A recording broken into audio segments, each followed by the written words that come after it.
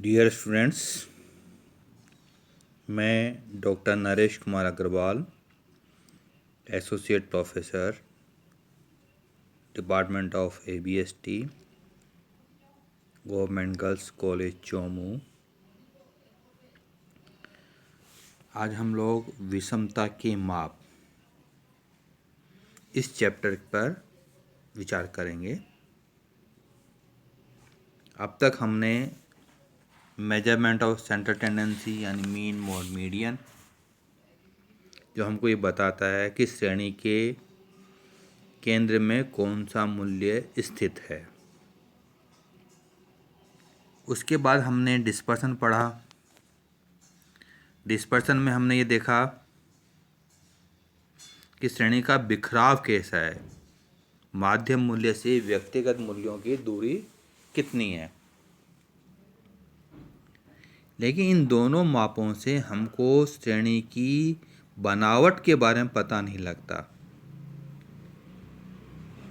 हमारी श्रेणी का आकार, आकृति, शेप कैसा है, ये हमें विषमता से पता लगता है।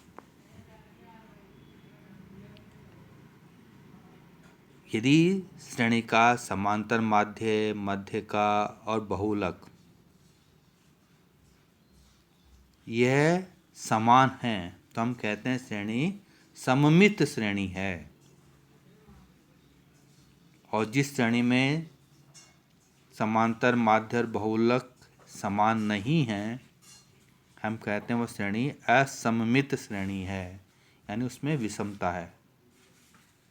ये विषमता धनात्मक भी हो सकती है और ऋणात्मक भी हो सकती है। श्रेणी के माध्य समान होने पर, प्रमाण विचलन एक समान होने पर भी श्रेणी की बनावट अलग अलग हो सकती है। जैसे मैंने एक एग्जाम्पल लिया है जिसके अंतर्गत x मूल्य दिए हुए हैं और 3 श्रेणियों की फ्रीक्वेंसी दी हुई है, यानी 3 श्रेणियाँ हमारे पास में हैं। पहली श्रेणी के अंतर्गत हमने मीन मोड मीडियन ज्ञात किया। यहाँ पर मीन भी 8 है, मीडियन भी 8 है और बहुलक भी 8 है। और दूसरी जो श्रेणी है हमारी, इस श्रेणी में मीन हमारा 8.3, मीडियन 8 और बहुलक 6, यानी सबसे ज़्यादा माध्य का मूल्य है, उससे कम मध्यका का मूल्य है और उससे कम बहुलक का मूल्य है। तीसरी श्रेणी के अंतर्गत माध्य सबसे कम यानी 7.7, मध्यका उससे ज़्यादा 8 और बहुलक सबसे ज़्यादा 10। तो पहली श्रेणी में कोई भी विषमता नहीं होगी और हमारा जो श्रेणी का कर्व बनेगा यह कर्व नॉर्मल यानी बेल आकृति का कर्व होगा। जो दूसरी श्रेणी है जिसके अंतर्गत माध्य आपका सबसे ज़्यादा है, मध्य का उससे कम है और बहुलक का मूल्य सबसे कम है, उस श्रेणी का जो कर्व बनेगा वह दाहिनी ओर झुका हुआ होगा। और इसके विपरीत यदि बहुलक सबसे ज़्यादा है तो बाईं ओर झुका हुआ होगा। यानी दूसरे शब्दों में कह सकते हैं हम कि यदि तीनों माध्य हमारे एक समान है, विषमता नहीं होगी। और यदि तीनों एक समान नहीं है तो वहाँ पर विषमता होगी। ये विषमता धनात्मक भी हो सकती है और ऋणात्मक विषमता भी हो सकती है। धनात्मक विषमता के अंतर्गत समांतर माध्य सबसे अधिक होता है, मध्य का उससे कम और बहुलक उससे कम। X bar is greater than M, M is greater than Z. और ऋणात्मक विषमता में इसके विपरीत होगा, समांतर माध्य सबसे कम होता है, बहुलक सबसे अधिक होता है। यानी यहाँ पर ऋणात्मक विषमता होगी हमारी। अब विषमता ज्ञात कैसे करते हैं? विषमता ज्ञात करने की सामान्य दो विधियां सबसे ज़्यादा प्रचलित हैं। एक विधि जिसे विषमता का प्रथम माप कहते हैं, जो माध्यों पर आधारित है, मीन मॉड मीडियन। इन तीनों का उपयोग करके हम विषमता ज्ञात करते हैं। और दूसरी विधि जो प्रचलित है वो विषमता का द्वितीय माप कहलाती है, जो चतुर्थकों पर और मध्यका पर आधारित है, यानी जो हमारे पार्शियल वैल्यूज हैं Q1, Q3 और मीडियन, वह इस पर आधारित है। और दो अन्य विधियां भी काम में आती हैं, लेकिन उसका प्रयोग हम व्यवहार में और परीक्षा की दृष्टि से उनका उपयोग अधिक नहीं करते हैं। सबसे पहले हम लेते हैं माध्य पर आधारित विषमता। इसके अंतर्गत समांतर माध्य, मध्यका और बहुलक, इसका उपयोग हम लोग करते हैं। इस विधि को कार्ल पियर्सन विधि भी कहा जाता है।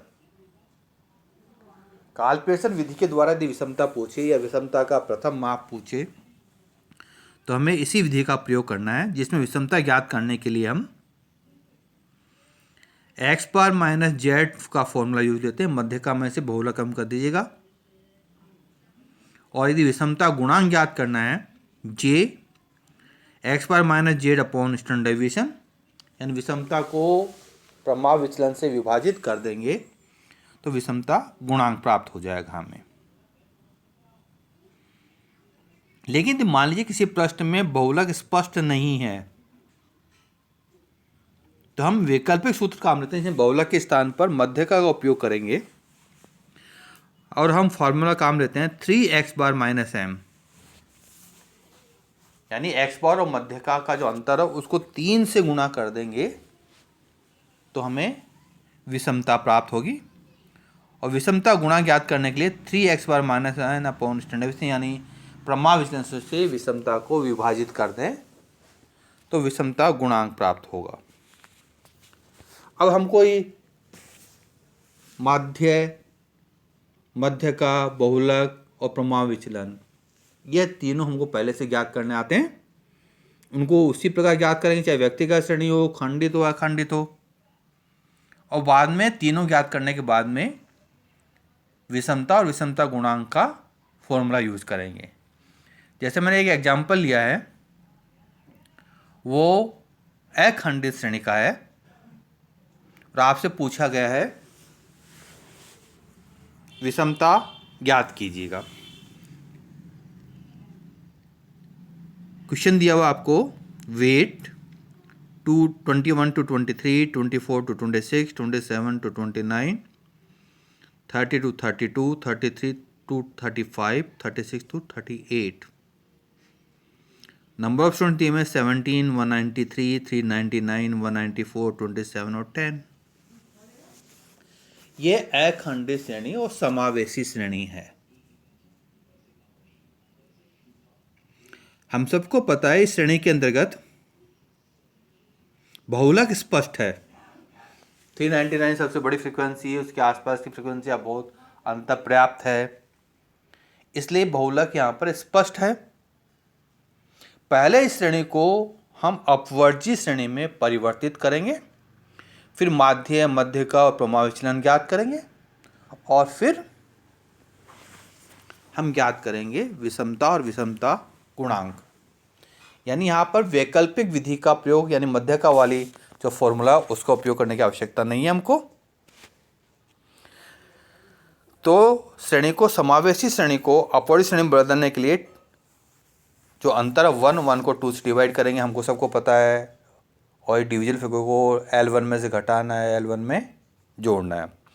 यानी 20.5 to 23.5, 23.5 to 26.5, 26.5 to 29.5, 29.5 to 32.5, 32.5 to 35.5 और अंतिम वर्ग बनेगा हमारा 35.5 to 38.5। फ्रीक्वेंसी क्वेश्चन में दी हुई हैं, वापस लिख दीजिएगा। 17, 193, 399, 194, 27 और 10, इनका टोटल 840, यानी n बराबर 840। हम मिड वैल्यू ज्ञात करेंगे। मिड वैल्यू दोनों L1 L2 को जोड़कर 2 से डिवाइड करने पर पहले मिड वैल्यू 22, उसके बाद में 25, फिर 28, फिर 31, फिर 34 और आखिरी वर्ग की मिड वैल्यू 37। यहाँ पर आई वर्ग जो अंतर है वो 3 का है। माध्य ज्ञात करने के लिए प्रत्यक्ष रीति, लघु रीति, पदविचन रीति किसी का प्रयोग किया जा सकता है। सामान्यतः हम पदविचन रीति हमको कैलकुलेशन थोड़े कम कर देते हैं, उसका उपयोग ज़्यादा करते हैं, तो पदविचन रीति का प्रयोग करेंगे अपन। हमने a बराबर 28 मान लिया। dx ज्ञात करने के लिए x माइनस a, 22 में से 28 कम करेंगे, -6, -3, 0, 3, 6 और 9 आ गए। पदविचन रीति प्रयोग करने के लिए i से इसको डिवाइड कर दीजिएगा। 3 से डिवाइड करेंगे तो -2, -1, 0, 1, 2 और 3। फ्रीक्वेंसी से dx को गुणा कर दीजिएगा। -2 को 17 से गुणा करेंगे माइनस के 34, -1 से गुणा करने पर 193, 0 से गुणा करने पर 0, 1 से गुणा करने पर 194, 2 से गुणा करने पर 54 और 3 से गुणा करने पर संबंधित फ्रीक्वेंसी को ये 30 आएगी। प्रमाण चिन्ह के हमको FDX स्क्वायर की जरूरत पड़ेगी। फ्रीक्वेंसी जो हमारे FDX आया उसको DX से गुणा कर दीजिएगा। -34 को -2 से तो 68, 193 माइनस को -1 से गुणा करेंगे 193, 0, 194 को 1 से गुणा करने पर 194, 54 को 2 से गुणा करने पर 108 और 30 को 3 से मल्टीप्लाई करने पर 90। FDX स्क्वायर का टोटल आ गया 653। एक्स बार का फॉर्मूला है a plus summation FDX upon n into Y. Values put up कर दीजिएगा। a बराबर हमने 28 माना है, प्लस समेशन FDX हमारे 51 आया है 51, n बराबर 840 इंटू 3। 51 को 3 से मल्टीप्लाई करेंगे 153, इसको 84 से डिवाइड कर दीजिएगा तो हमारी फिगर आ जाएगा 28 में 0.18 जोड़ दीजिएगा 28.18। ये हमारा x बार आ गया। बहुलक का फॉर्मूला है z बराबर L1 plus delta 1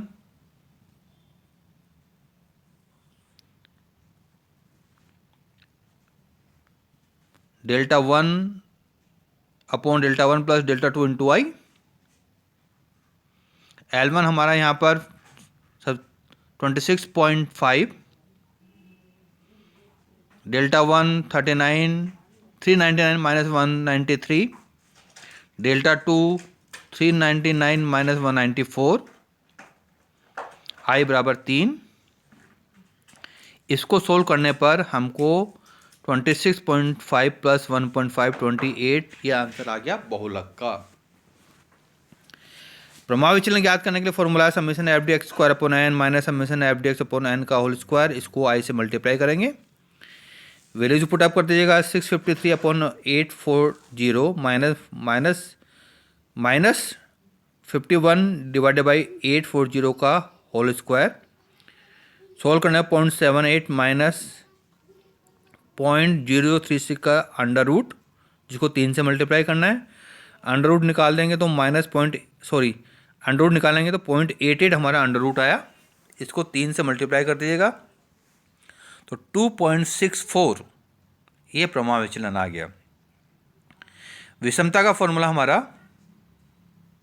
x bar minus Z, तो x बार 28.18 माइनस 28, तो यहाँ विषमता पॉजिटिव विषमता है यानी 0.18, ये हमारी विषमता आ गई। गुणांक ज्ञात करने के लिए j x bar minus Z upon standard deviation, 28.18 minus 28 upon 2.64 divide कर दीजिएगा 0.18 को 2.64 से, तो संख्या आ जाएगी प्लस की 0.068। ये हमारी विषमता गुणांक आ गया। इस प्रकार हमने कार्ल पियर्सन विधि से या विषमता का प्रथम माप या माध्य पर आधारित विषमता, इससे किस प्रकार हम विषमता और विषमता गुणांक ज्ञात करते हैं, ये हम लोगों ने सीखा है। आप लोगों को इस विधि के बारे में कोई भी कठिनाई हो तो आप मुझे व्हाट्सएप पर अपनी प्रॉब्लम भेज सकते हैं या फ़ोन पर बात करके अपनी समस्या का समाधान प्राप्त कर सकते हैं। Thank you.